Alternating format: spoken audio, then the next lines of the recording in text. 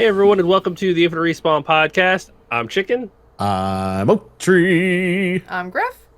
I'm Bucket. So guys, Oh. so we have some things to talk about this week. Okay, first we got the one news. It came out. You It's a can pretty save big it till thing last too. if you want. We can talk about the other stuff, or do you want to No, talk? no, no. I wanted to talk about the thing that happened literally the day after we recorded the podcast. Okay, sorry. And Yeah, it was I knew where he was going with it. It's a pretty big thing too. Immediately afterwards, woke up the next morning and the news broke, and it's like, wow, really? You chose to do this? But Embracer Group has broken apart into 3 separate companies now. They are now known as, let me see if I can find these, Middle Earth Enterprises and Friends, Coffee Stain and Friends, and Asmodee Group. Which is everything in Friends. Everything left in Friends. Everything left in Friends. They are 3 separate companies now. Like, they are independent, I assume, from one another. They're not going to, like, work together or anything like that. Like, these are now 3 separate companies. So, I personally did not see that coming. I find it interesting, but it's one of those where I look at it and I go, okay, the Middle Earth Enterprises and Friends. My brain went, so basically just the Middle Earth stuff. And then I look at what's listed and I'm like, okay, I get maybe the Crystal Dynamics because Tomb Raider, right? They're getting a television show on Amazon. You already have an Amazon TV show that's based on the Lord of the Rings stuff. Maybe that's where they're going with it, right? But then you start looking at it and I'm like, okay, why do you have the Guardians of the Galaxy people and then you got like the Metro? I don't understand. Maybe we got a bunch of TV shows coming out that we didn't know about. I think they're like action adventure RPGs. Like, I think that's what they want that kind of group to focus on, action adventure RPG styles, because Metro's great adventure action game. Oh, it's amazing. Incredible. Series. Tomb Raider, again, another action platformer adventure style game. Guardian of the Galaxy hasn't played it, but it also seems like another one of those action adventure games. Dead Island 2, an RPG adventure game. Kingdom Come was a really, really, really good RPG game. So it seems like just announced a sequel to it. Yeah, so I think that was, which I haven't played the first one. I played the first one a little bit, and it is just good. Yes. So I'm not familiar with the other 3, the Tripwire, Flying Hog, and the Vertigo games. And then you've got the Coffee Stain Group, which I guess those kind of all fit with that. Because Coffee Stain's kind of weird anyway, because they've got the Goat Simulator and Valheim. Like, it's just weird to me. That's like 2 different ways. Here you go. He could be a crazy goat and just run around. We're not actually having a Goat Simulator 2 either. We're gonna make Goat Simulator 3, which is part of the joke, right? Yeah, part of the joke. And then you got Ghost Ship Games, which is the Deep Rock guys, and then the Little Nightmare Group that's there too. And then it says plus free-to-play developers. So that's their mobile side, maybe? I think so. Yeah. And also, like, there's free-to-play style games. So I think you've got, like, your big development team, which is the Middle Earth Enterprises. Then you've got your more indie-scoped style games with Coffee Stain and Friends. And then for the last group, the Asmodee Group, it's the tabletop arm of the group of people. Like, they're doing Catan, Ticket to Ride, Exploding Kittens, things like that, and that's their tabletop style. So it's nice that they've split it up and they're each very distinctive. So hopefully once they settle into their new separated worlds, we can see what they've got on the board. I think August 2nd is the next Embracer Group THQ Nordic showcase thing. They're actually going to do one? I'm very surprised. I'm not. I mean, the last one was boring as hell. got canceled for this year, so yeah. What are they going to do?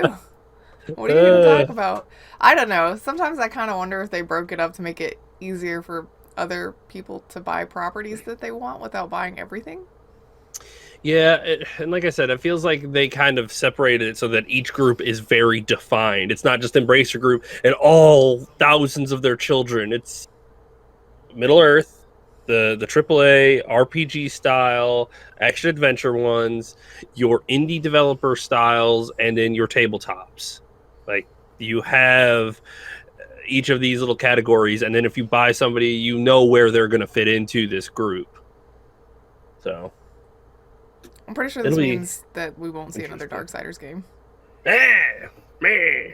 Sorry, chicken. I'm sorry. Unless somebody else buys them that has an interest in that franchise, I don't see them putting money into it.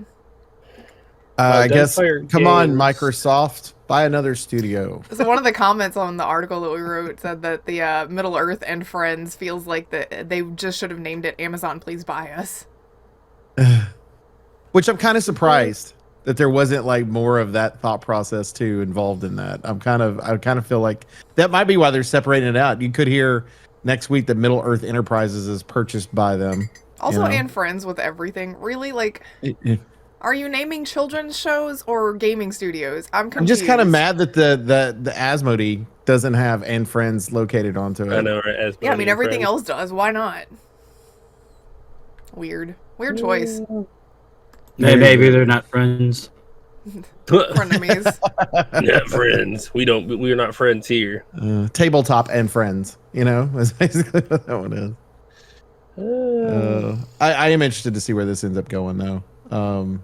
With the different studio and how's that arrangement? Like, I assume you have one person that's in charge of Middle Earth Enterprises and Friends? No, I mean, they're all just a group of friends. Obviously, it's right there in the name. It's like a co-op. They go to a local bar. Yeah. They have a meeting with a beer, and chill out. That's got to be how it is, right? That's why you put and Friends, because it's less professional, more friendly, right? Hey, guy, our monthly meeting is on Saturday at the No Holds Barred, and we're going to go there and hang out for a little while. No, you got to make it like somewhere that's also kind of corporate-y. It's like, oh, our monthly meeting is at the Chili's this time. Next time, I know everybody voted for Applebee's. It's like the most corporate, generic I think stuff. this will be better for them too, because like the companies inside of these little groups can help each other because they're all kind of working in a similar fashion style. Could you say they're friends, maybe? Yeah, like that actually now fits. Like they can help each other. Like if they all decide to use the Frostbite engine, they're all using the Frostbite engine, and they can all help each other. EA. Well, I'm just using it as an example, like because EA, you're just screwed if you're being forced to use it. I'm wondering if the thought processes on it is sharing employees.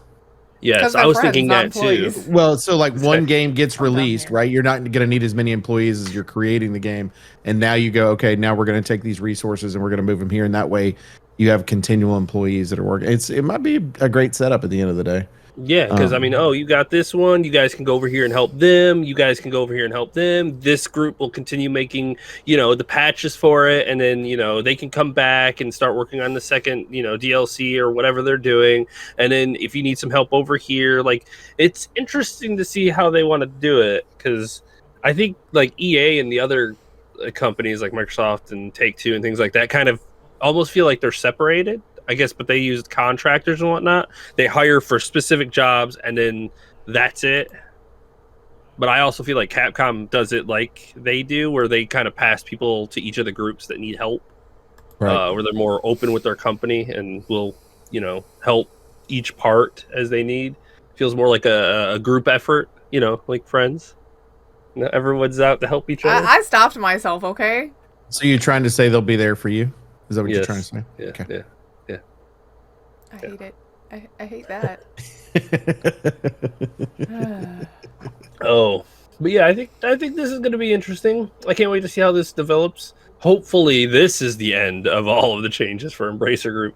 It has been fun watching this for the last 10 years. The ups and downs of this company has been wild. So positive. What happened? I mean, this seems like they got too big for their britches, is what happened. Yeah, they literally counted the chickens before they hatched.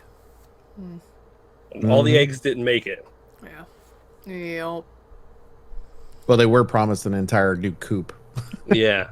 And all they got was the straw at the bottom. It's like, well, what are we going to do with all these chickens? Look at all these analogies we just keep adding to. We're good, man. I bet our weird analogies, because they're mostly like English speaking centric. If English is not your first language, I bet it is sometimes hard to listen to our show and keep up, because we just throw so many like colloquialisms and junk in there. Sorry, everybody that are non-native English speakers. Sorry. I feel like they've been on enough. Some of the ones we've used have been on enough TV shows, American TV shows, that we might be okay. Maybe. Yeah. Maybe. That'd be interesting. If you're a non-native English speaker, is our show hard to keep up with? Leave a comment. Let us know. It probably won't stop us because we can't help ourselves, but we'd like to know. Just out of curiosity. Oh, it's definitely not going to stop us. No. No. We have no self-respect. But we do like the research by the numbers.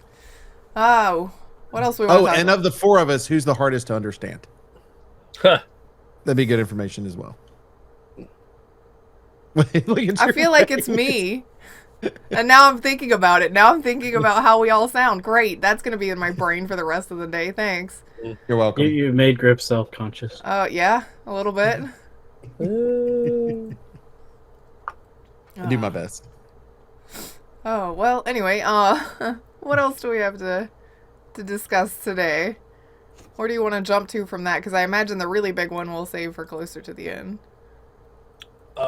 I don't know who. I was trying to see who is making the Space Marine 2 game. I was going to see if I could jump to that. But either way, I'm just going to jump to that. Saber Interactive? We've talked... What? Saber Interactive? Saber Interactive? Yeah. Yeah, which is formerly part of... They got sold off. Embrace the Groove. Oh, yeah, that's right. They got sold. Well, perfect.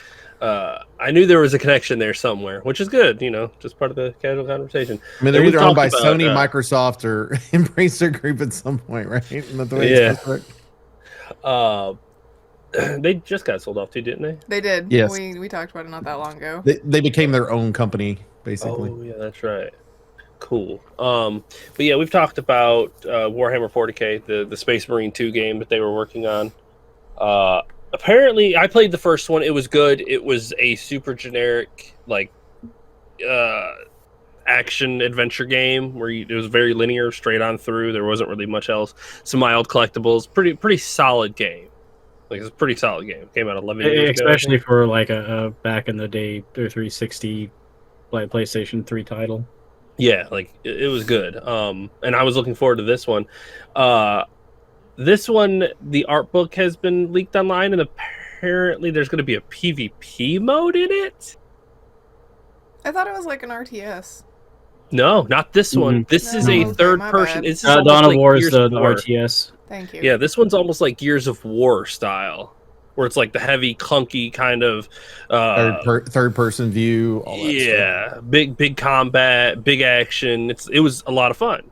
I'm interested to see how they approach a PvP in this. There's going to be classes, clan customization, a hub that you can do missions and upgrade your character. Might be similar to Gears, I would imagine, but yeah. Now that you mention it, it very well might be. But I don't know how well this title's going to end up going and doing with just how the fandom for 40K is being right now. You mean crazy? Yeah.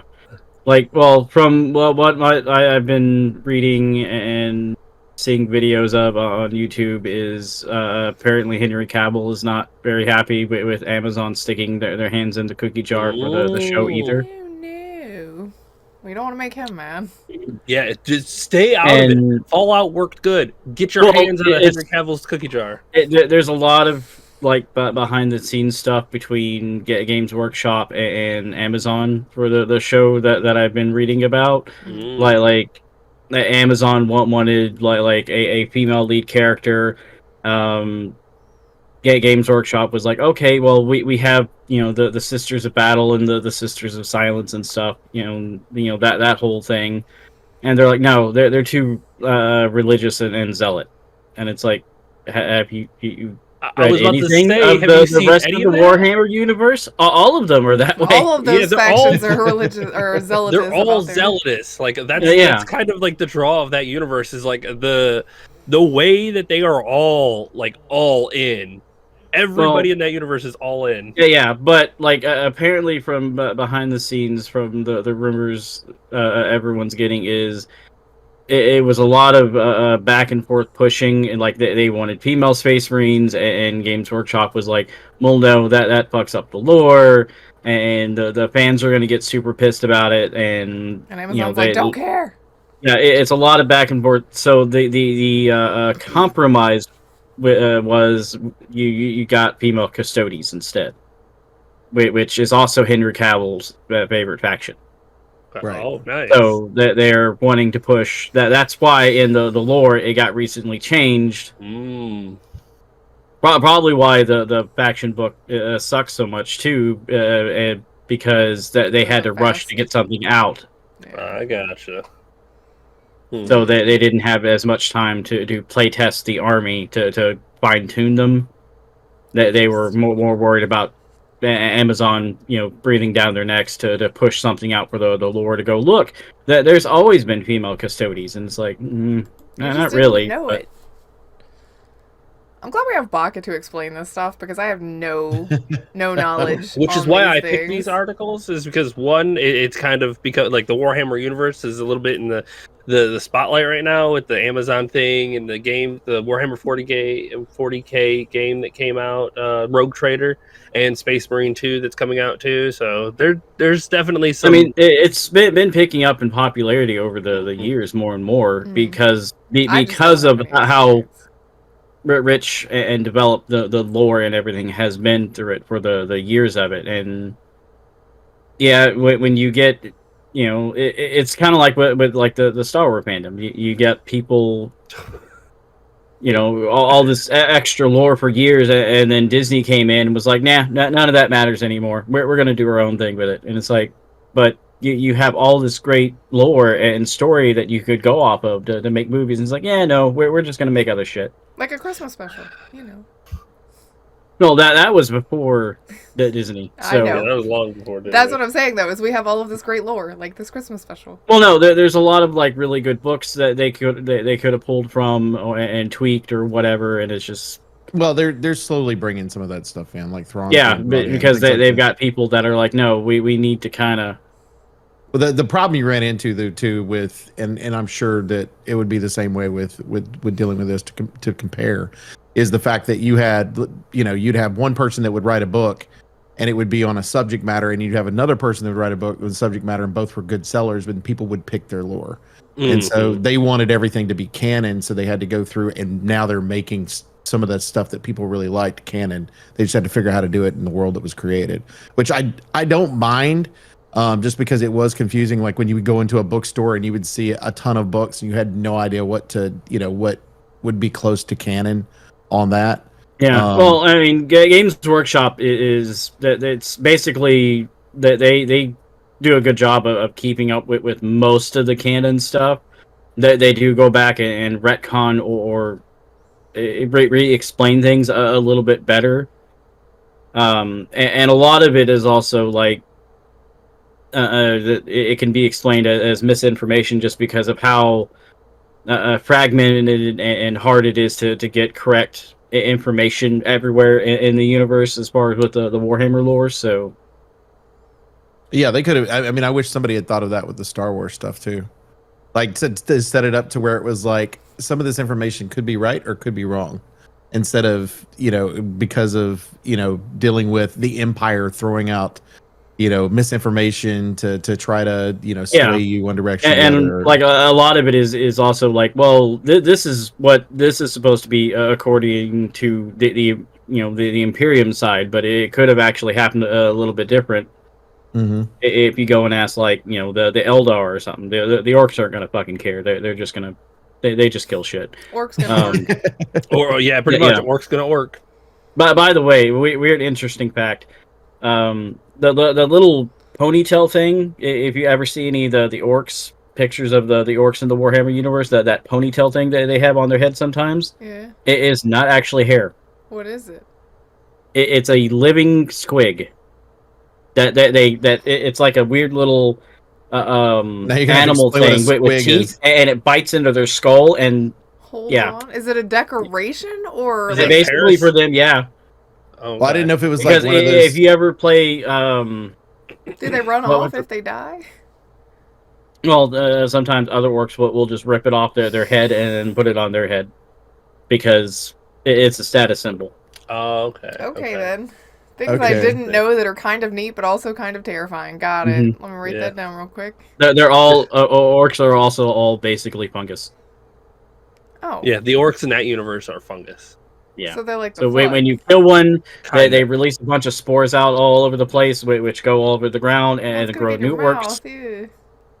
Well, that's why they're a pain in the ass to get rid of. Ew. Okay, so really they kind of are like the flood. Got it. Well, Yeah. I would probably lean like Necrons are probably more like flood. They just devour everything.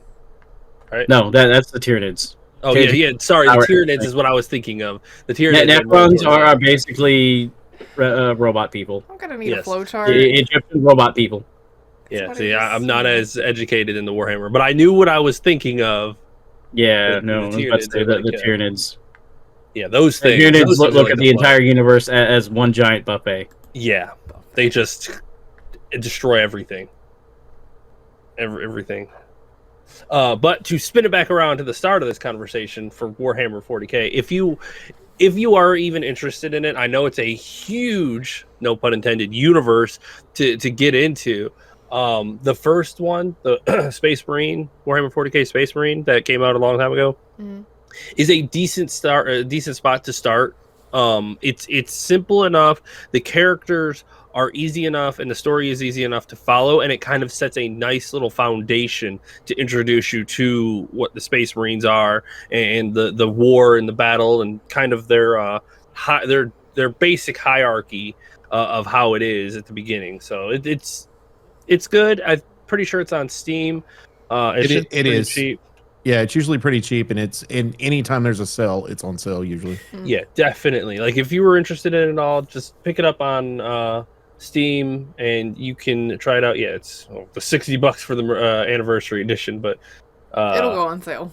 Yeah, it'll go on sale for a lot cheaper, and it's a good romp, a classic. Imagine being an 8-foot tall blueberry, incredible. Anyway, that was the top review. But I mean, they're not wrong. Yeah, they're not. It's a fantastic starting spot if you want to get into the Warhammer universe, and if you haven't played that one, definitely buy it. It's fun.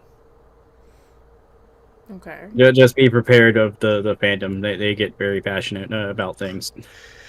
I feel like that warning needs to come with a lot of fandoms these days. I know every fandom needs to have a little asterisk on it. I would say just play the game, enjoy it for your own, and stay off of freaking forums. That's what I would say. Well, sometimes you get so invested in something that you're like, man, I want to talk to people about this. I want to see more about this. And I mean, there's plenty of YouTube videos that go into the lore without getting into the toxic part. Yeah, the toxic part of things. It just, I mean, that's what I end up watching a lot. So some people do, but a lot of the ones that I've watched generally don't. They just keep it like, okay, this is the lore, this is what happens, this is what this faction's about. Yeah. Word. Hell yeah. Hell yeah. You want to jump to the Resident Evil one? Yeah, another off-topic development game. Well, we got one that's from the first article. That's close to the first article too that we didn't talk about. If you wanted to do that, the Ghost Tsushima I one. think that one. I think that was going to lead into the last one. Okay. Yeah, that was going to lean pretty hard into that last one. Yeah. Resident Evil 9. The leaker says the leaker. So Dusk just rumors. Sorry. I'm super stoked for Resident Evil 9. It is the longest development cycle of any of the Resident Evils. It started before Resident Evil Village was started. So this was supposed to be the next installment, but they started because if I'm not, it might say in this article, but I've seen people talk like Capcom gets the green light in groups to go ahead and make games, so they start developing on like the sequels and the prequels at the same time. So this one started before Village, and then Village took off, and then it eventually developed into 8, and 9 has kept going. Apparently it's supposed to be something entirely different. Like I've heard rumors of it being open world, like all like well, it's already got crafting in it and whatnot, but like they want to take it to an open world style. Which Capcom, please give me Raccoon City full open exploration. Yes, please. So it should be announced soon, and the rumor is a January release of next year, which would be right on par. They usually release early in the year, and it's been in development for 7 years. And what did they just come out? Oh yeah, they came out with Resident Evil 4 remake last year, if I'm not mistaken. Which means this year it'll be a main installment announcement and then a release for next year. So it's like 2 years in between each one, and they're pretty good about their scheduled releases at this point. They've got a rhythm to how they release games these days. So I am looking forward to it. If it is half as good as the Resident Evil 4 remake, it is going to be incredible. Oh, next year, Resident Evil 9, if it's released, Death Stranding 2, Ghost of Tsushima 2, and GTA 6. Next year might be a year of game. Quiet year this year, big year next year. They got to give everyone some time to play all the big hits from before. Yeah, no kidding. I'm still working on Tears of the Kingdom here and there too. So. Oh, hell yeah. I'm just waiting on my one game. I'm over here being an old person. Don't mind me. Mm-hmm.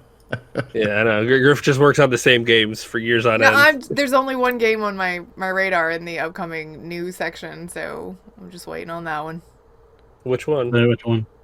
We've only talked about it 100 million times. Silent Hill, guys. Come on. Oh, that's this year. I was talking about next year. This year. We'll see. No release All date she cares yet. about is this year right now. I mean, First of all, you're not getting it, Griff. Like all of the developers at this point are sitting around twiddling their thumbs. Like they're like, yeah, we're confident. We're done. We've been done. We're just waiting to release it now. Yeah, Konami it's back there. Would you like to play it? Yeah, we can't do anything. Konami's telling us that we can't do it. Like, so we'll get around to that one of these days. Like they're gonna sit on it for so long, the graphics are gonna get outdated before it gets released. I really don't.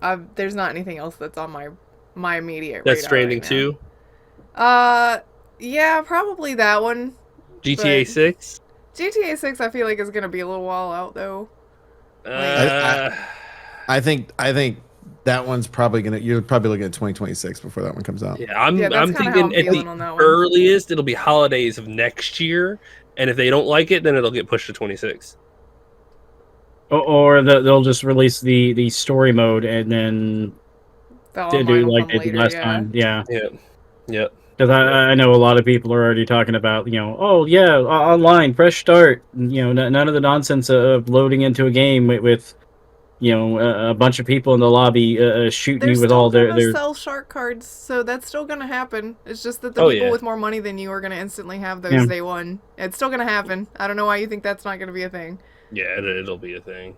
I don't know if it'll happen day one. I think they'll probably give it like a month of people kind of just fucking around and kind of building up hype to do things like that. I don't know. I think Rockstar fully is aware of how much money, just how much obscene amounts of money they made with that. Take-Two also bought the 5M servers for the RP stuff, so I'm interested to know if they're going to implement any of that. I know this is only tangentially related, but Take-Two actually just closed the studio that was making Kerbal Space Program 2. Oh wow, really? So they bought Gearbox and then closed another studio. Oof. Yeah. Oof. So tangentially related to the Embracer thing because they bought it from Embracer, and then I think it was this week is when they closed that studio. So it's weird that they purchased one and got rid of another. I guess you can only have so many on your board. I don't know. Random weird thoughts. Sorry, didn't mean to distract. Keep going. No, it's all good. And if Ghost of Tsushima 2 gets released next year, I don't know how you would exactly do a sequel to that one because that was such an enclosed game. Peak game, by the way. Like, out of gameplay wise, out of all the games that I've played in my life, gameplay wise, that thing is incredible. The swordplay is almost unparalleled to anything I've played. Do you think you follow a different protagonist in a different part of Japan? You have to. All You I'm saying have is there to. better Different still And be then you hot just tub call it the scenes, Ghost okay? series, basically. Yeah, the Ghost series, which would be perfect. Call it the Ghost of something else because it's a different territory. Like Tsushima is a real place too. I've looked at it on Google Maps and oh my god, that place is nothing but like mountains. Like it is just hills. It's crazy that people live there. But I mean that's the way they've lived forever. But looking at it from the top down or oh yeah, I looked at it on VR. I actually got on VR and like went through Oh, the island and it was crazy. when you borrow the VR set, that's funny. Yeah, it was awesome. Google Earth on VR is probably the That's like most the fun. highlight, right? Yeah, it was great. Being able to like get down and almost on the ground in VR to look around is just a lot of fun. It was great. Next year, right? Next year's the year I'm buying a VR headset. I said what, 11, Next year's 12 years ago? Yeah. You said you were going to wait until it hit 10 before you even tried. Yeah. So I'll be after next year, or next year I'll be keeping my eyes open for one. I got to upgrade my PC first. Anyway, speaking of Ghost of Tsushima, it's about to be released on Steam, which I will probably buy it again. And due to other events happening, the developer wants you to know that you are going to be free to play Ghost of Tsushima online or Ghost of Tsushima on Steam with no PSN account. Like you can just play the game freely as it is. But if you want to play online, you're gonna have to do the PSN account, which fine, cool. You told us ahead of time. That's fair. So they're getting out ahead of that to warn people, I should say. Hopefully this doesn't take a hit because of what happened with the other game. And it releases the 16th, so 11 days. Right before our next show, actually. Chicken will be busy, it sounds like. I want to do the online too. Like I didn't touch the online at all, but from what I've read, it's actually pretty interesting. Because it's like RPG. Like there are classes of ninja or samurai or however you want to do it, and you've got to do these missions and fight other samurai, like on rooftops and shit. Like it's wild. I've only seen a couple of people playing it, but I'm interested to see what it's like. But to jump to the big thing that has happened this week, it's only happened for a couple of days. It also has to do with Sony and PlayStation. Helldivers 2, which we have glossed over a couple of times. I don't own it. Baka doesn't own it. Griff doesn't own it. Oh, did you buy it? Okay, Oko has owned it. Yep.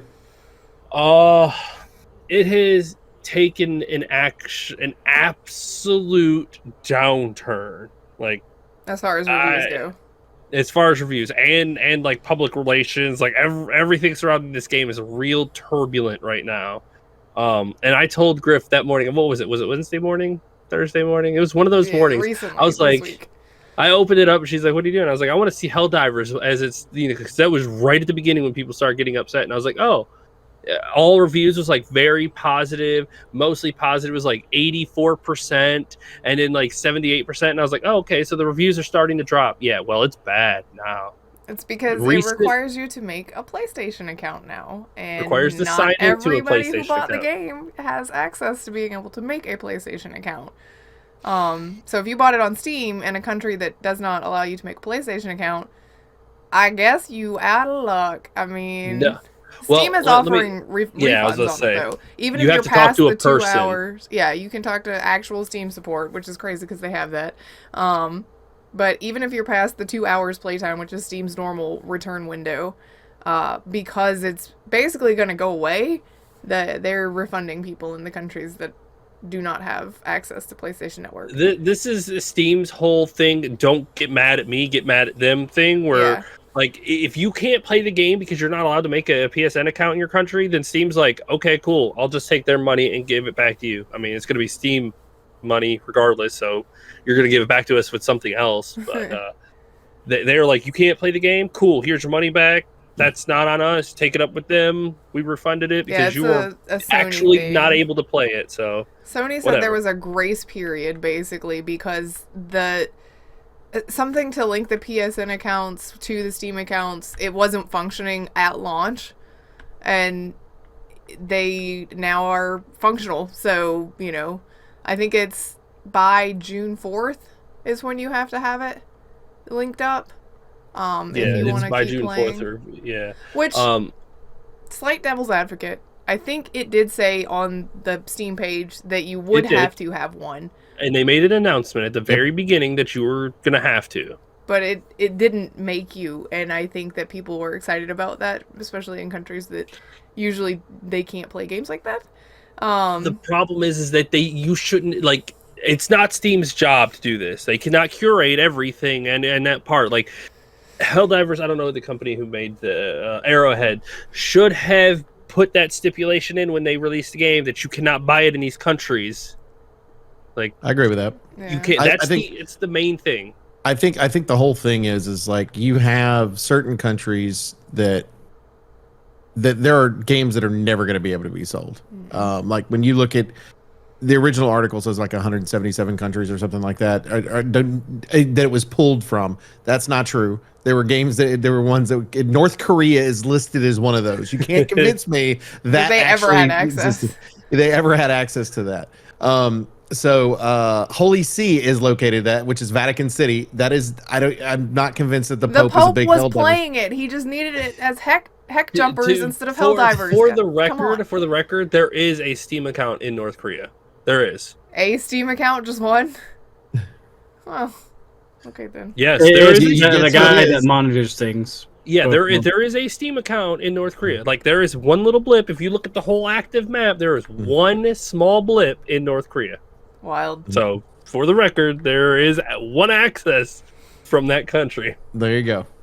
So, but I think it's, my thing is like you have it. My guess is like they're saying 177. I'm going to say sovereignties because some of the ones that are listed are not countries. Are currently not available. I don't know how many that number was, but ahead of time. If I had to guess, I'm going to say it was probably close to 50. And so you get like 100 and something that are affecting it. It's 120 something that are probably affected from this. But it's bothersome to me because, like Chicken said, it should never have been sold to the countries they knew it would affect later. And if I'm Steam, I'm going after Sony for that shit because that would piss me off to no end. And if I'm a developer right now, I'm looking at what Sony's doing and I'm going, I don't want to do business with them because I can't get my game access to these areas that I want to do. But Microsoft does require some logins as well for this stuff that's first party or linked to those accounts somehow. But they have a larger access worldwide than what Sony does. So it doesn't affect it at the same level. And and it's the first thing you have to do. Anybody that's downloaded anything, well aware about that. Pop up, type in your little code, and go. It's just like mine's like autosave to Steam. So whenever I open up a Microsoft game, it's or Windows or whatever, it's like, hey, do you want to sign it? You got to sign in. Do you want to let this game have access to your Xbox profile? It's like, well, I mean, I don't have a choice, so yeah, cool. and you can quote me. I'm fine with games because Steam is just a storefront, right? That they don't advertise anything more. Like they've got a really incredible storefront.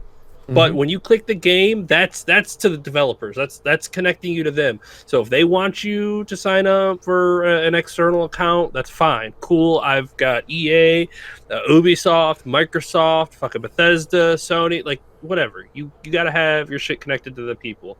That's fine. But don't sell your games preemptively to the countries who actually cannot sign up for those programs. So yeah, that's the big red flag. And they've come out and said that you need to have a Sony account because it helps us ban and suspend players for the behavior and things like that. It's like, no, you're kind of tossing a little BS on that because it might help you. Steam has their actual IDs like behind the scenes that is a specific locked code to your account all you got to do as a developer and be like, hey, Steam, I'm going to need access to those so that I can ban people. And they're like, cool, we'll get you the codes as people play your game. Yeah, You because can I mean, ban think of people how that many way. games. Think of how many games are linked, Mhm. and not linked in that way, right? Yeah. Like Yeah. it's just like I'm having Yeah. to play multiplayer. When you're playing multiplayer games and you're doing cross play, that's there. I'm not having to log into certain things like that. Yes, Mhm. You can't give me that Steam BS. has What that I option, think, so. and I mean, this is kind of a conspiracy, but here's what I think happened. Everybody get your hats, your tinfoil hats. I know, right? Tinfoil hat. Oh, Here's man, what I we think need, happened. like, a bunch I of- think this was their way of pushing their numbers on PSN and say we grew this much. Yeah, Yeah. I think that's part of it. I think if they wanted to be able to be like, these are our PSN players. Look at all of the people, and it's like, well, the big chunk of that's on PC. This would be second quarter growth too. Like It they would be. want it now towards the end, towards the beginning of June, which means, oh, look at your numbers grow, and then as soon as the second quarter ends in July, everyone's like, look at how big it grew. It's like, bro, no. Look how we tried to artificially inflate it. Oh no, it's not working out. What's happening? Yeah.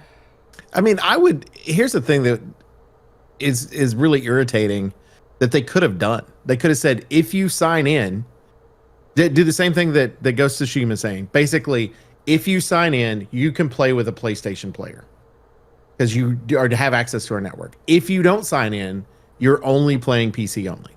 You're playing with a bunch of Steam people. Yeah. I mean, hell, they could have been like, hey, you sign in, you get some cool cosmetic shit.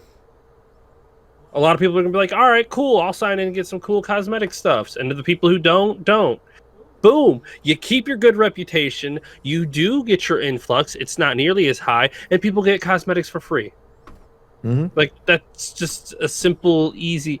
Again, I don't know how many times we have said this throughout the show. People don't like being forced to do things.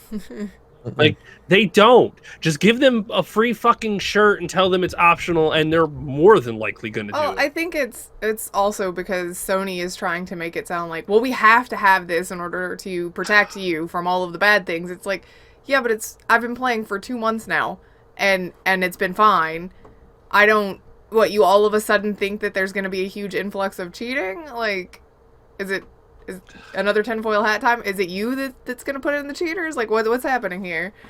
So, I think it's interesting that they decided to do it now. I can't remember, I think one of you said this, imagine having a golden goose and then strangling it. I don't remember which one of you said that to me. It might have been chicken. But like that's...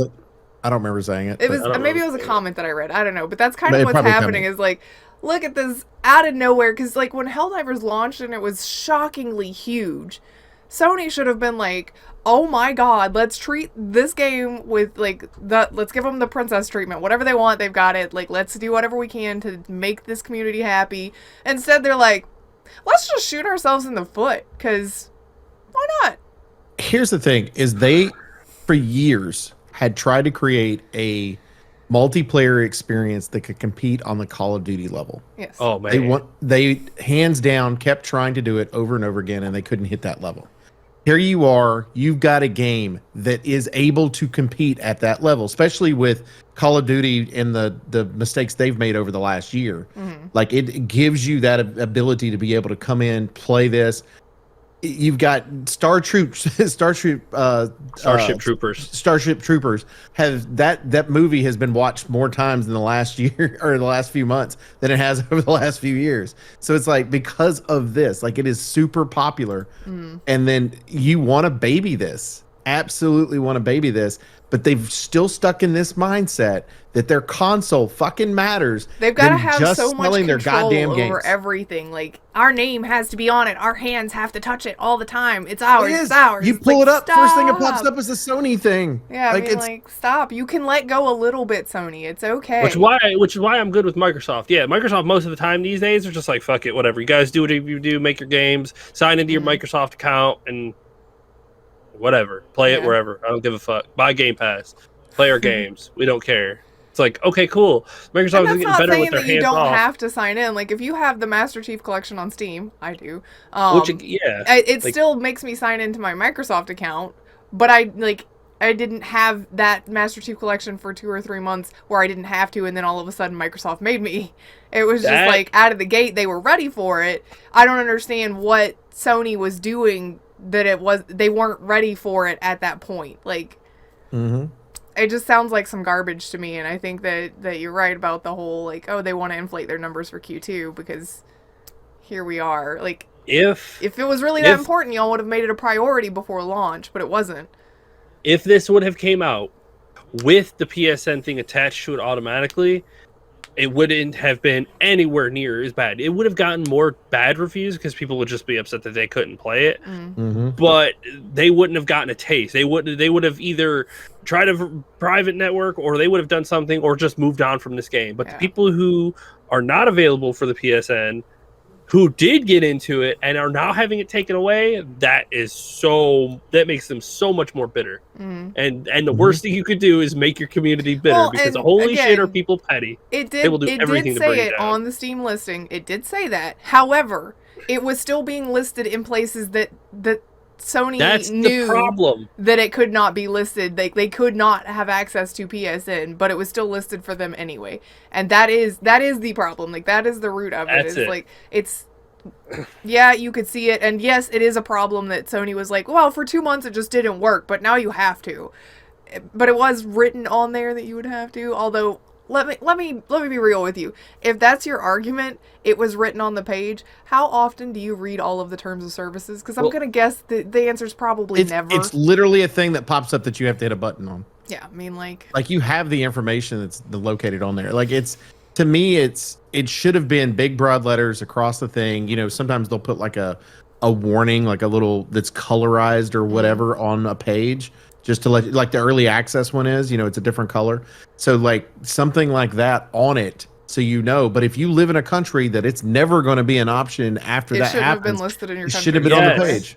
See, that's the problem, is because you're going to be the conversation. Yeah. The conversation be, see, those people don't have access because of this, instead of they longer have access. I also feel like Sony should have prioritized the PSN thing, and it should be one of those things where when the game launches, it has you sign in. And if that part wasn't ready, shouldn't have launched on Steam. Should have delayed the launch instead of having this debacle now. I mean, none of those options are great options, but having it be a PR nightmare now on this level when you've already let people play it is way worse than being like, we have to hold the Steam launch for a month or two because it doesn't work, you know? Yeah, I mean, just set it up to where, and think about the hype that would have been there. All these PlayStation players would have been playing it, and then boop. Or just don't sell it to the countries that are unavailable. Like, that's all you had to do. As you can see, Steam has that capability. They went. I don't know if Steam went ahead and turned it on because they don't want to get sued. Steam is always about protecting their ass. So after this happened, I would not be surprised. That's good business practices. Yeah, I know, right? I don't know if Steam was like, the moderators were like, oh, hey, people can't play this game in those countries because they can't sign up for this external thing. So shut off sales to this game immediately. Like, because people do not need to be able to buy this game if they can't play it. So turn it off, refund to the people who have already bought it from those countries, and save our face. Which my Steam question really is, now that I think about it, my question is this: they're purchased from those countries, which means there's servers that are close by somewhere that they're having to run to. I mean, on your end, like the Helldivers too, Arrowhead? Yeah, Arrowhead. From their end of it, whoever's controlling those servers, whether it's Sony or whatever, all they had to do is block access from that side to where that particular country can't access the server.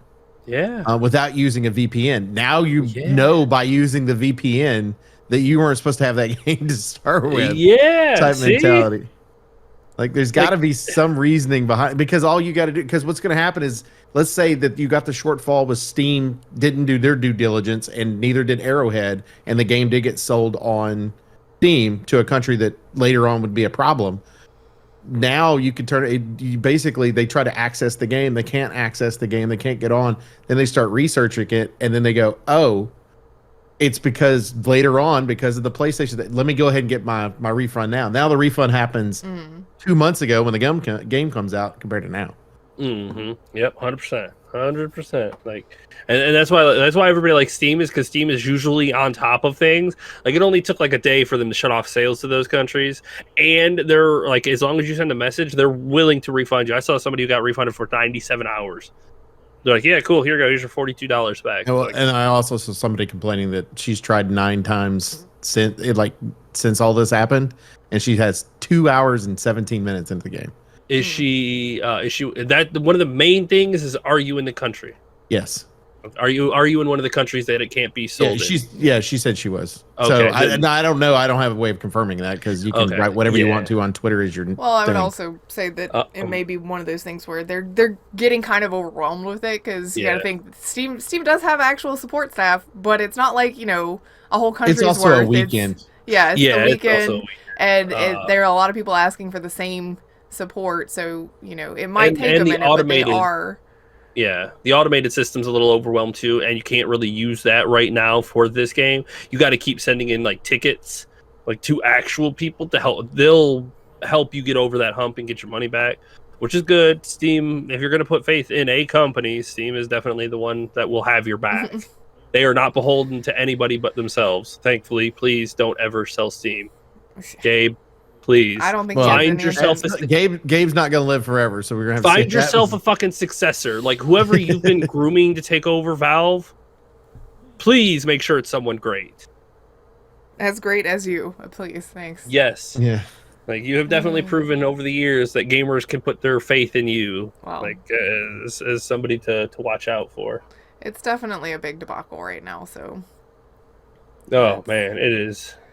That's crazy. Unfortunate. I really do feel bad, because it was like one of those, oh my god, this is a runaway success from a developer that didn't expect it, and like well deserved, and the game's solid and everything, and Sony's like, how can we kill this? Here we go. Like, if I am part of Arrowhead, I am absolutely heartbroken. Livid at Sony. Like, oh my god. Yeah, because like, now you had money, you had revenue that absolutely was helping drive this entire system where you can continue to do it, and people had faith in you as a company. Oh, and now because you're part of Sony, that went away, and it's just, oh my god, I can't imagine like working there, because you're gonna have the next thing's layoffs. Guaranteed. They hired people. I saw somebody posting on Reddit about it in one of the threads, and said something about, I would not be surprised to see Sony walk this back. I would. I mean, realistically, Sony's not looking at this as it hurting them. It's hurting the developers, and they really don't care. Like, that sounds kind of harsh. You want to be like, well, of course they care, because that's one of their developers. It is, but that developer's going to suffer layoffs. Sony's not. I mean, it's just one of those things where it's not going to hurt the Sony as bad as it hurts the people that made the actual game. Well, and the other thing about it is too is, we found out through the whole Microsoft acquiring Activision Blizzard and all that, that part of that, we know what Sony makes off of games. Yeah. And it's a massive percentage. So where does that money go? Because pockets. Because you're about to take a bunch of money from a small company and give it back to the people that bought the game. And like, does Sony paying that, or is the developer? And I guarantee you Sony's going to have the developer pay that money back. They're going to be like, it's your fault. You should have known better or something, Yeah. Oh man, it's painful. I feel bad for Arrowhead to be in. I would be extremely surprised if they walk this back. I hope they do. Yeah, I would really like for them to. I don't even have a dog in the fight. Like, I'm not playing this game. Not because I don't think I would like it or anything. It's just not where I'm at right now. But I would really like for Sony to be the bigger person here. But as we've seen, especially in the recent past, Sony does not seem to be the bigger person type group. They're the me. I can't believe you do this to me group. So I don't really see them walking it back. Yeah, I don't either. Unfortunately, I just do not see them walking it back at this point. It's one of those things where it's like, let's just tough it out and deal with the aftermath. It's like, yeah, but everybody already isn't a super fan of you, Sony. You don't make the best decisions, but we loved Arrowhead, and now like our trust in them has been broken. I think that's something that some of the big corps miss too. It's like, we don't care about you, big corporation. I understand that you're the publisher and all. We don't care about you. We care about that little one that made it, you know? Yeah. We don't necessarily care about Sony as much as we care about what's going to happen to Arrowhead.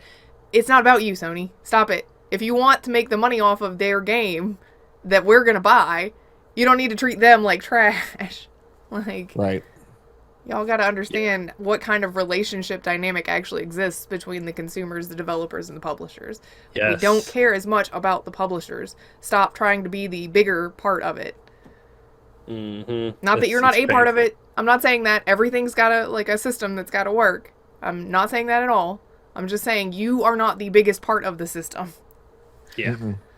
Just acknowledge where you're at in that relationship. You're just the name. I can't publish it if it doesn't exist. Yeah. Yeah. You can't get ready to publish Helldivers 3 if you crush the studio that made the game. Oh, So. gosh.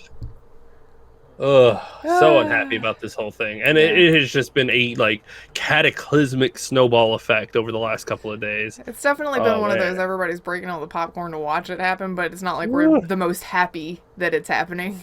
No, we're all part of the same community. We're all gamers. Mm-hmm. We're all part of this. We've seen this happen. We've seen other publishers absolutely wreck developers, and it's like, oh, and we just see it again and again and again, and it's like, sometimes you guys just need to leave the developers alone. Like, holy shit, just let them cook. God damn. Well, you guys want to talk about some of the fun stuff that we've been doing so that it's kind of like a palate cleanse after the, sad?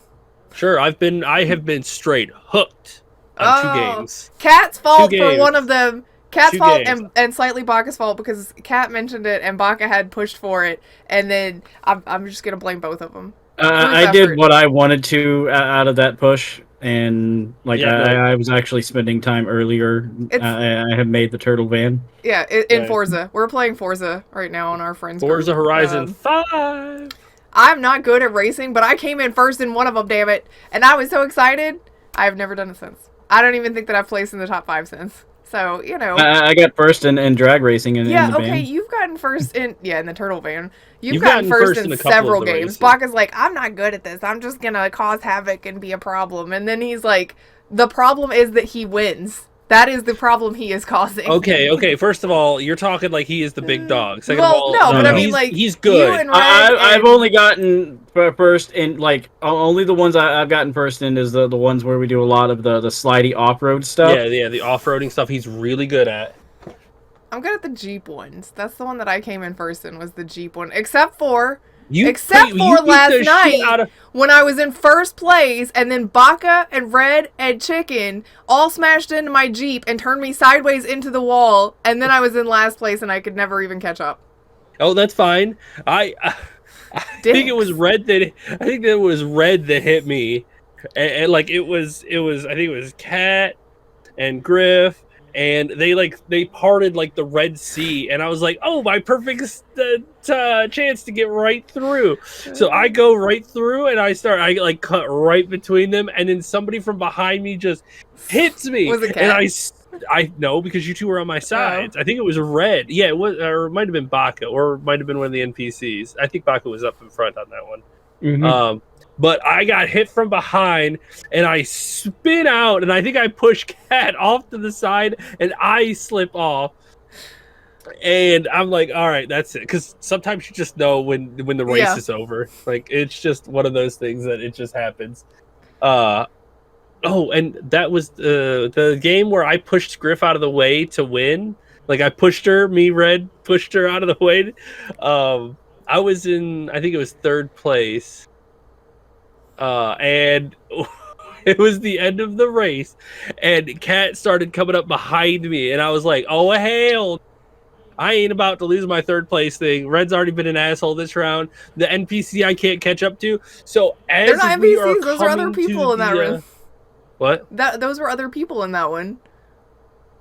Those were NPCs. They were actual players. Yeah, those were Which players. one? The race that you're talking about? The one where I pushed her off the side? Yeah. Mm-hmm. They're all Drivatars. No, we were playing against actual people. You know they're all Drivatars, right? No. We were playing online. Yeah, You know, I'm sitting here Red picks assuming those- that we're playing online, and there's like a red and blue group versus. I'm assuming those are actual players. No, Why do they're they have all gamer drivatars. tags? They all have gamer tags. I don't think this even is when true. I play by I- myself, even when I play by myself, it uses all of your gamer tags. Yeah, Yeah. when you're Random playing ones. solo, it plays you against your friends' drivatars. But when you're playing like online, I you will- are playing I will find against other out. people. I will Because find you out. know, some of them are assholes. They're super bad. They drive. Okay, first of all, they drive like NPCs. Then, like, holy, they are so predictable that I have a hard time believing that they are. If they're that predictable, But you they are would not come in people. consistently first, and you don't. What? Predictable? I can't do anything. We're driving the same speed, and I can't do anything to catch up to them. Like, I mean, they do Okay. the same thing when I'm playing by myself, too. Like, they're predictable, and there's nothing I can do to catch up. I just need a better car or to tune mine properly.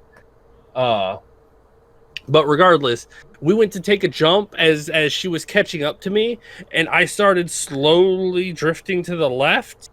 And as we made the jump, I pushed harder to the left and pushed her into the trees, and then pulled back off to the center and just got second and crashed. She crashed into the trees. You're a jerk. I take the win. You're a jerk. That's a dick Uh, move. But yes, we've been playing quite a bit of Forza lately because, and I'm bad at driving, and I'm also bad at being quiet while I'm driving in these games. So like half the race, Yeah, all it they're says you hearing can- is, what? Yeah, it says you could join races versus the AI or play online, which Oh, I'm well, sure I Red know. chooses the Yeah, AI. with Red, I know we're playing online. With Kat, I think we are playing online because I don't think that she picks the AI versions. I don't think Usually, Red if you pick- pick does Red pick the usually AI? if you pick the AI version, it populates with your friends list.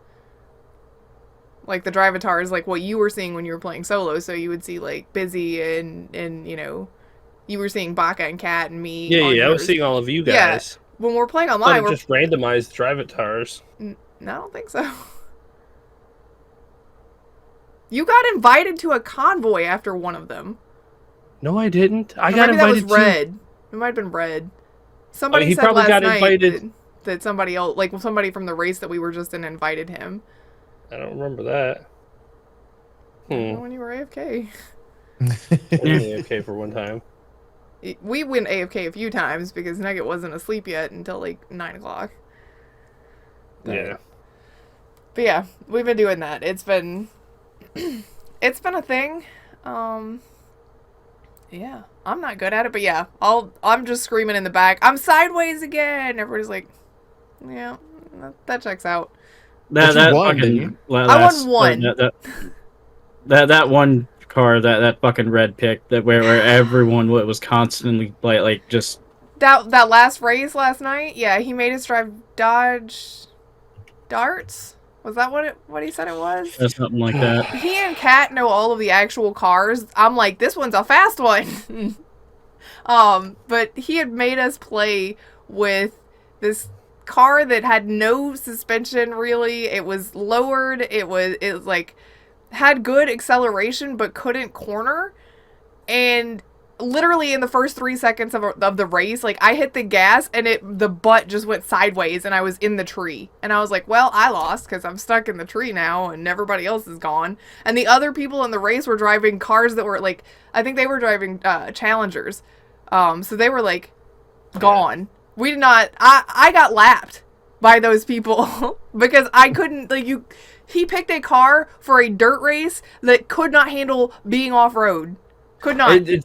See, that also makes me suspicious of it actually being real people, because the 5 of us picked Red's car, and then all of them picked the same car. A lot of them. No. It seems like people In that min-max last one, and pick. all of them picked the same. I think that race probably only had 3 choices.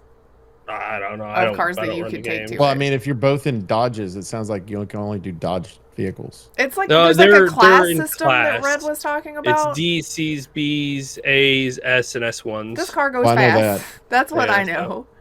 That car weighed like 4,000 pounds. But it was all in the front. It had some serious acceleration and speed, but oh my god. If you tried to turn that wheel even slightly, you just start doing donuts. Yeah. Like just spin off the cliff and turn into a helicopter and fly away. Like it was crazy. Yeah. I didn't push a lap. I just started driving backwards towards everyone. Yeah, I tried. I got it pretty real well. hard, but I just could not make that car work. So well, how many? There was 12 people in a race. There were 5 of us. I got 7. Kat got 8. Bach and I did not finish. It was just impossible for us to get it. Me and Kat were the only 2 that finished. Yeah, I think Red ended up not finishing either. But... Yeah, it was brutal.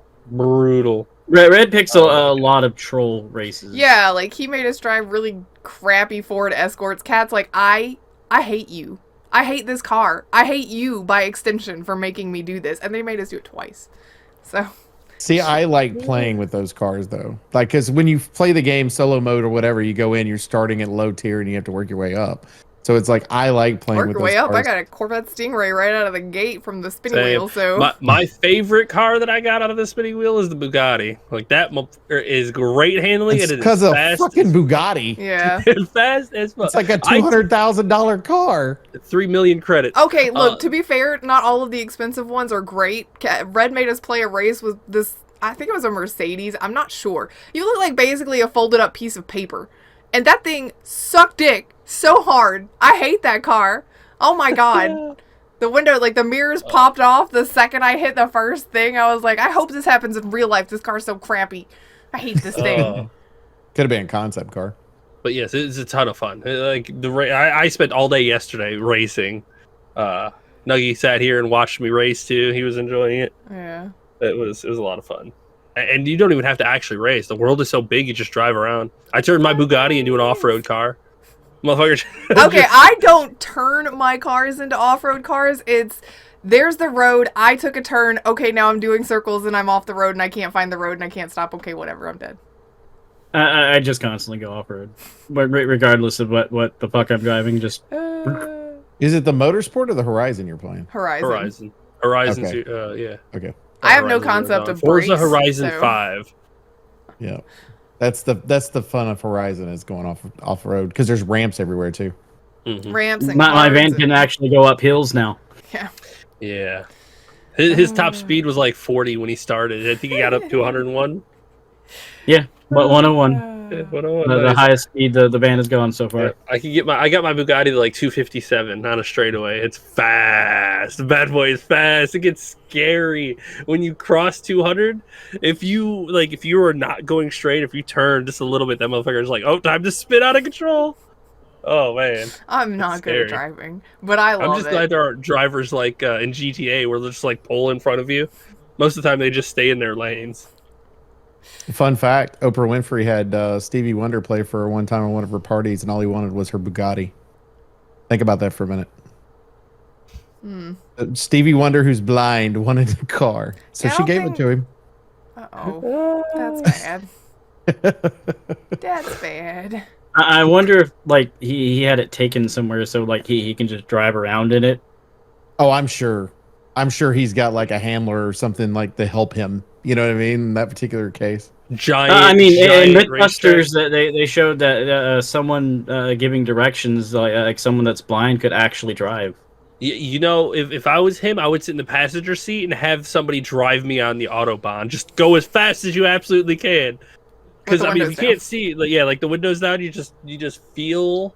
I'm sure, like feeling the speed of a car being blind is just an entirely different experience. Oh, 100%. Oh my god, I can't even. Whew. My goodness. I don't think I'd be hitting 257 anytime soon. You just got to find you a straightaway drag race. Feels scary. 257 would be ridiculous. That's why you do in video games. Yeah, in Forza, you could when you break that 200, you actually can feel it. Yeah, but you also you can feel it, but at the same time, like doing 157 over a ledge and then slamming straight into a tree, your car literally goes dink. Yeah, no, right. Cars are indestructible. They've got a Halo 1 physics. So, I mean, like, you don't get to experience it quite at the same level, because that would absolutely demolish most of those cars. Oh yeah, 257. You hit a tree, it just explodes. I don't know what. To be fair, their physics are pretty good too. You have to be going a certain speed to be able to break environmental stuff. If you're doing like 10, you just crash into railings. You're doing like 50, you go through the railings and crash into a tree. You go 200, you crash through the trees. Like you get some though are like solid. Yeah, most of the trees I find are. Yeah. What was the other thing that you were playing, Chicken? You said you've been. The other game I've absolutely been hooked on is Manor Lord.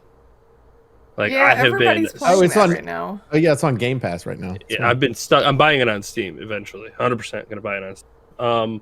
It is a Banished style game with a little bit of a hint of Total War style combat.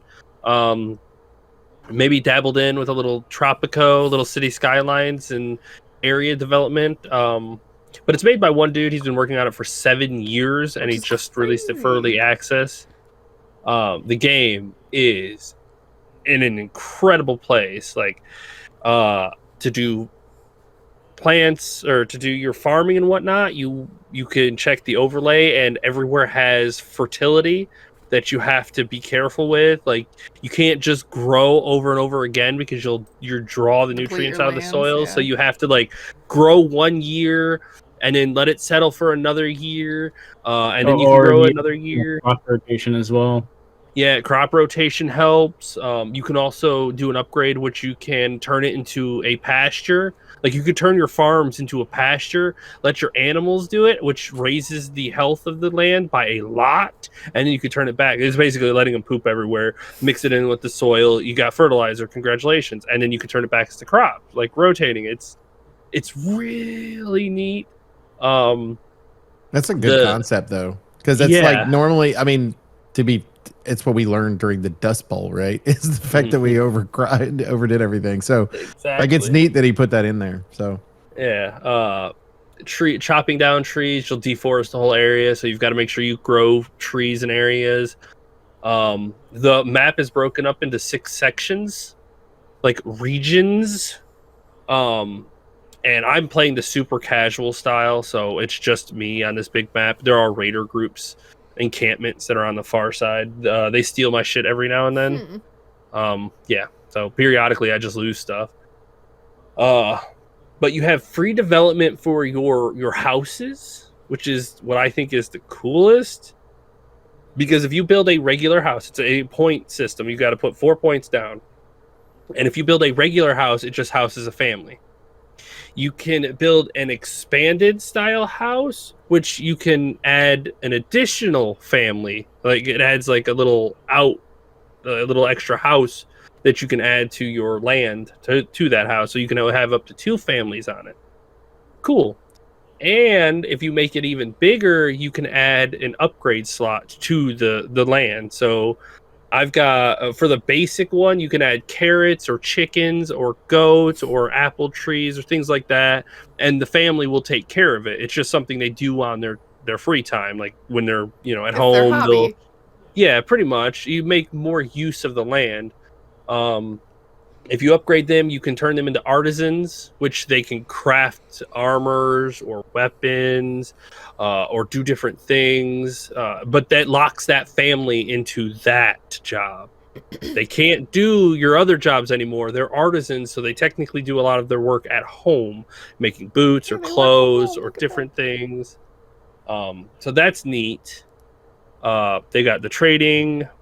It's a pretty basic style game, and I play it in slow mode, so I literally just have it going, and then I walk away for a little while, come back to see how it's doing, because the seasons are long too. I think there's an actual 365-day thing that goes on, because I had I did mine casually, so after my first year, it was like you have 200 and something days before the raiders attack, and I was like, oh shit, I'm gonna get attacked.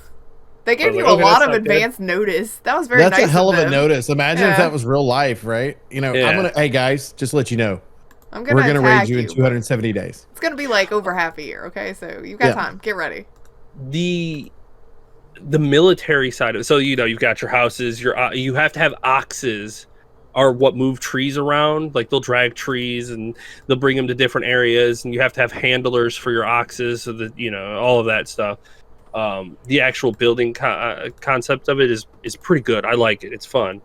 But the military side is interesting. Like, you have to make an army, which it requires enough population to fill it. My first one was 36 people, and it has to outfit the entire group with armor or weapons and shields and armors. I didn't have enough of any of that. My army was absolutely sickly, and I had the raiders coming soon. And I was like, oh my god. So I had to make a mining place like super far away from my little town, and had to create like a little travel thing so that I could get the ore back home and actually have weapons made. About a month, 15 to 30 days before I got attacked, I got just enough to outfit my entire little group. So I waited for them to break into my territory, and I rallied my people. Takes everybody out of their job. So now it actually pulls all of your people that are working over to a rally position, and it's just all of your people. Like, it's actually your civilians geared up, ready to fight. And I was like, oh god, I hope I don't lose too many of these. This is going to really destroy my town if they're that bad. It was 36 of them, 2 groups of 18 versus 36 of my guys. Is it like Banished, where you like, Bob and Sarah end up with a kid too, so you end up with orphans, or how does that work? Every house has a mother, a father, so that's what a family thing. So I hope I didn't check to see if I lost any of my things. I'm pretty sure the Banished style that you suggested is going to be something he's working on later, but for now it's pretty basic. Almost every family has a kid automatically. It's like these 2 parents and a kid automatically. It's like, okay, interesting. And they all want to move into the house, you got to have a kid. Yeah, apparently. But the positioning is like Total War, where you can hold right click and set up your army for specific ways. And then while I put them up on a hill because I knew the bandits were running at me, and I put them in stand and defend mode. There's stand and defend. Okay, so there's step back slowly mode. It's actually called step back slowly, which basically is telling you that you can lure them into a trap. So you're fighting and kind of bringing them back so that you can hit them on the flanks or however you want. Stand and defend, push forward, arrow mode, which is basically like they will like deflect arrows and whatnot. They're paying attention to the arrow style, but it makes them more vulnerable in melee combat. So, so I just put them on stand and defend and prayed that I wouldn't lose too many. I lost 11 people, but I routed both of the groups of bandits, and they ran away. And the bodies stay there, by the way. Like, they just start decaying. Yeah, they'll decay. So I had to build a hole.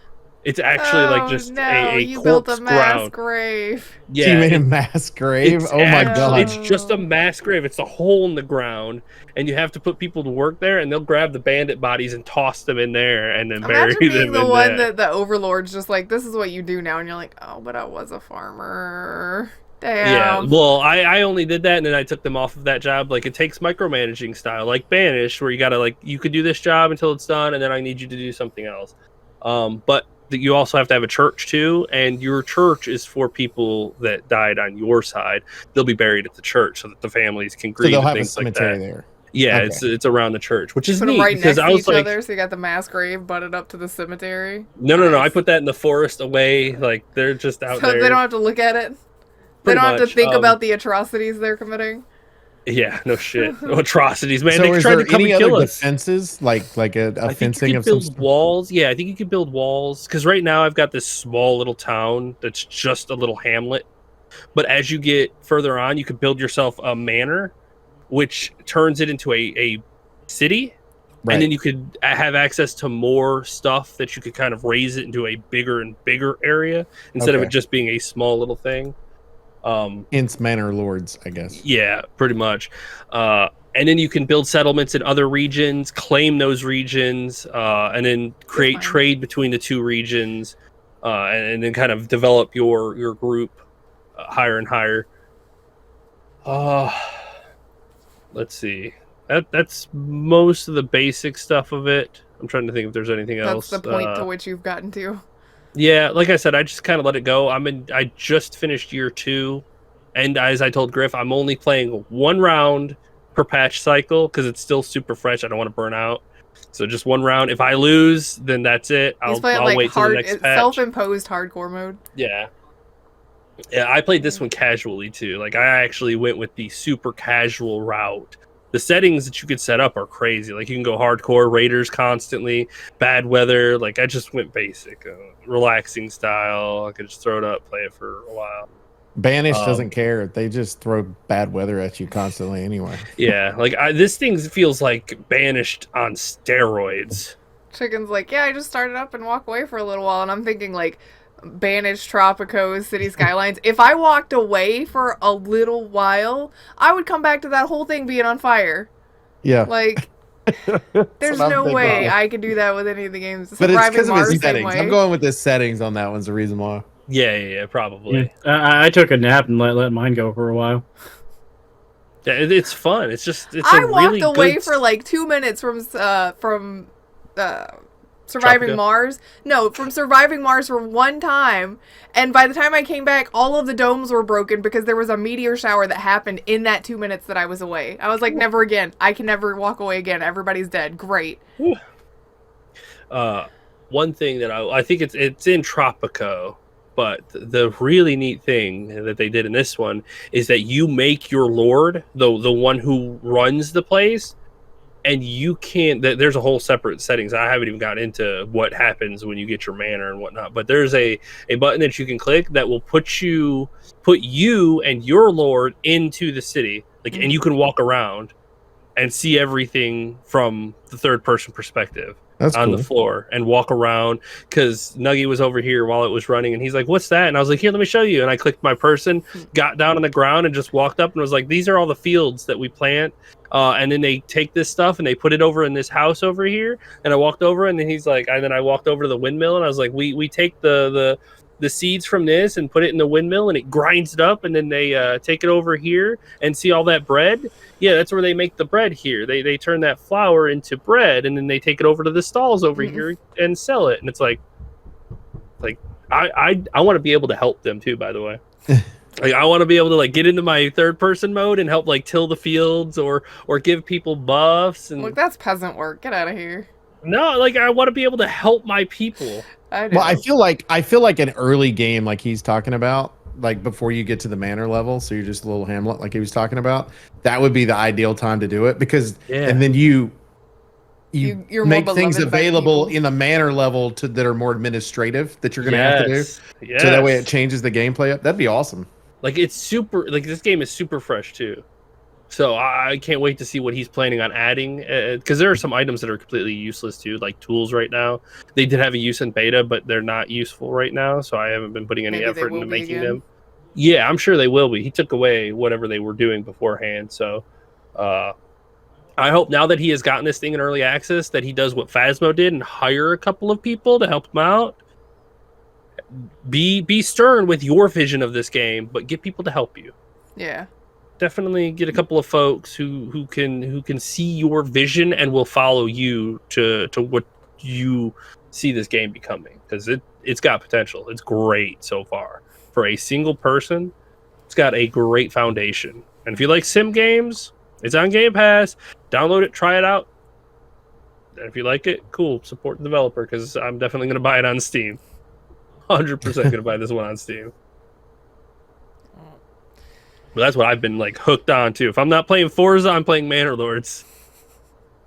Nice. Yeah, that's Game Pass. That's what I'm going to end up doing with that. I'm not sure how to pronounce it, but that you didn't chronicle 100 Heroes. I'm just going to end up buying it on Steam, because I played it enough on the Game Pass where I'm like, yeah, this is a good game. I like this.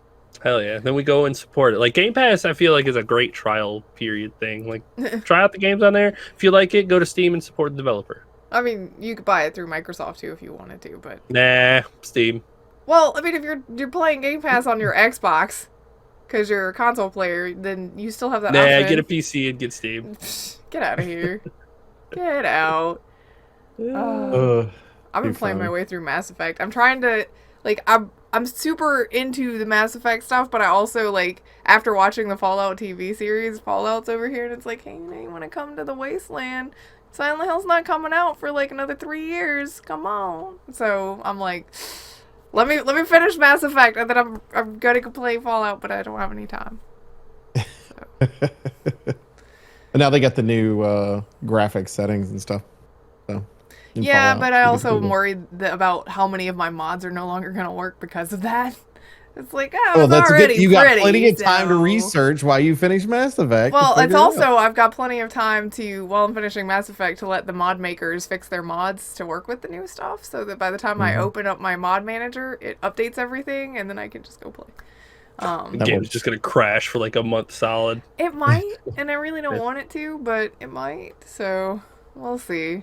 I'll have to start I'll uninstall everything and then reinstall things one at a time to see what does and doesn't work, and it'll take for friggin' ever before I can actually play the game. Story of my life with mods for real. But yeah. Awesome.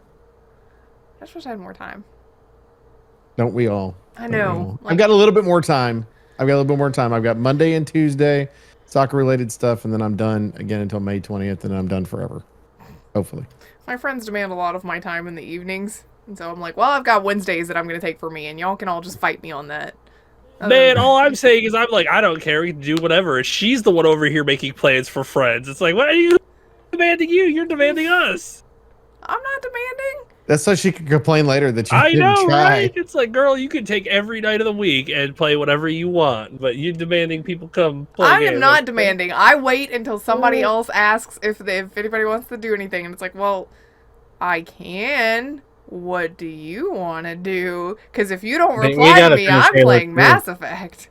What? I feel like we I feel gotta like it's finish one of Halo those. 2 at some Yeah, point, we Griff. do gotta finish Halo 2. We've Yeah, been y'all playing been that. playing Halo. Yeah, that was fun. We loaded back in for the first time in like a month, and we were like, what do the buttons do? And the first thing I did trying to figure out how to reload was to throw a grenade at Baka.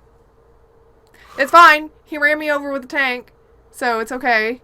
I That's think more part of than the once. game. Yeah, it was more than once. Sometimes it's hard to tell where you're at with the tank, though, and where your teammate is, so I'm not mad about that at all. You also drive that thing better than I do, so if one of us has to have it, and one of us has to be run over, I should be the roadkill. I want to go find more things to try to make the tank launch in the air, though. Oh my god. Yes, the amount of times that physics just don't apply to that thing. It's like... I thought the third one's where it starts to actually explode, right? No, it explodes in 2 as well. Okay. So, yeah. Don't stand 'Cause I close knew that to was- it once it's on fire. Guess who Yeah, learned because best? You know. launching the tank used to be a fun activity in the first one for sure.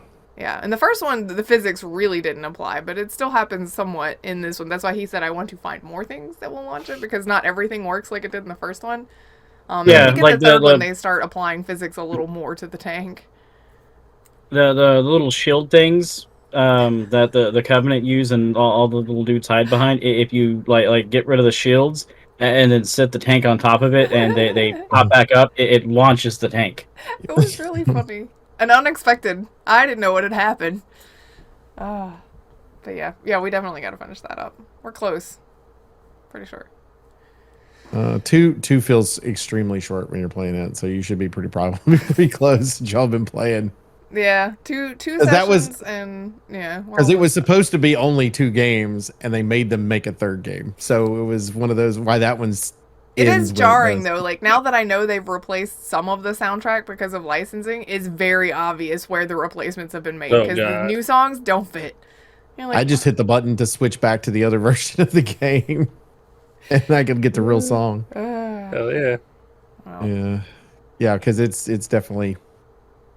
We didn't get the rights. we didn't Bungie get had the rights, so that we but we picked don't this have 'em. weird like unrelated anime song that seems more like it would fit in a Final Fantasy game than this. This is It's now a a very odd JRPG song. level, you know? It's a very, very odd song for sure. Weird. Anyway, sorry. Carry on. No, you're good. Anything else? No, I'm gonna go do laundry now. I mean, because we're like at an hour and a half now. Hey, these shows are usually long. It's 2 hour if it would be an hour each episode if we did it every week, but we get an hour and a half. Good conversation. 45 minutes. Whatever. It doesn't matter. I gotta go do chores. We appreciate everybody that hangs out with us every other week at Infinite Respawn. Make sure that you hit that sub button as well as that little button down below. Go to twitch.tv/Elite Chicken 313 where Chicken will be back in the fall on that one. So make sure you already hit that follow button. So when he starts live, you'll have it. Also, make sure you go to twitch.tv/AMDB Oak Tree where I'm on every Sunday pretty much. And hopefully we'll start soon back on weekdays now that soccer is ending up. Yay. So I'll be playing more during the week, which will be awesome. For Infinite Respawn, I'm Oak Tree. I'm Griff. I'm Chicken. I'm Bucket. Bye. See ya.